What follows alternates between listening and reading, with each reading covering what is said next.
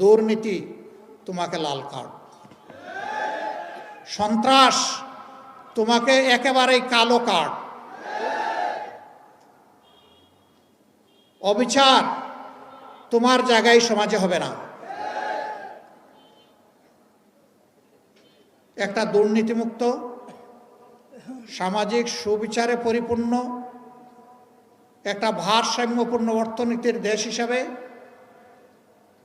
বুক চিতিয়ে যুদ্ধ করা যুবকদের হাতে তাদের মেধার মূল্যায়ন করে তাদেরকে দেশের দেশ গঠনে তাদেরকে কাজে লাগানোর সেই পরিকল্পনা নিয়ে আগাচ্ছে বাংলাদেশ জামাত ইসলামী। আমাদের অঙ্গীকার একেবারেই স্পষ্ট, আমরা শিক্ষা স্বাস্থ্যকে সবচেয়ে বেশি গুরুত্ব দেব। কারণ একটি ভালো জাতি গড়তে হলে অবশ্যই আমাদের একটা ভালো শিক্ষা ব্যবস্থা লাগবে। আমাদের শিক্ষা ব্যবস্থা ভালো নেই। একটা ভালো জাতি গড়তে হলে অবশ্যই সুস্থ সবল আমাদের সন্তানদেরকে চিকিৎসা দিয়ে গড়ে তুলতে হবে। আমাদের স্বাস্থ্য ব্যবস্থা সেরকমটা নয়, ভঙ্গুর স্বাস্থ্য ব্যবস্থা। আমাদের দ্বিতীয় অগ্রাধিকার হচ্ছে দুর্নীতির বিরুদ্ধে আমাদের লড়াই। আল্লাহ ক্ষমতায় কারে নিবে না নিবে উই ডোন্ট নো। এই অ্যালটমেন্ট আসবে ইনশাআল্লাহ আসমান থেকে।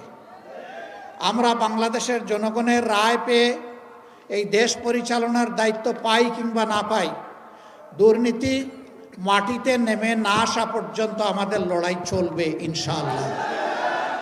আমরা থামব না, কেউ আমাদেরকে থামাতে পারবে না। আমাদের তৃতীয় অঙ্গীকার সবার জন্য ন্যায় বিচার। এটার থেকে গরিব ধনী দল ধর্ম নির্বিশেষে কেউ যেন বঞ্চিত না হয়। সবাই যেন আইনের সমান সুযোগ পায় এবং ন্যায় বিচার পায়। সামাজিক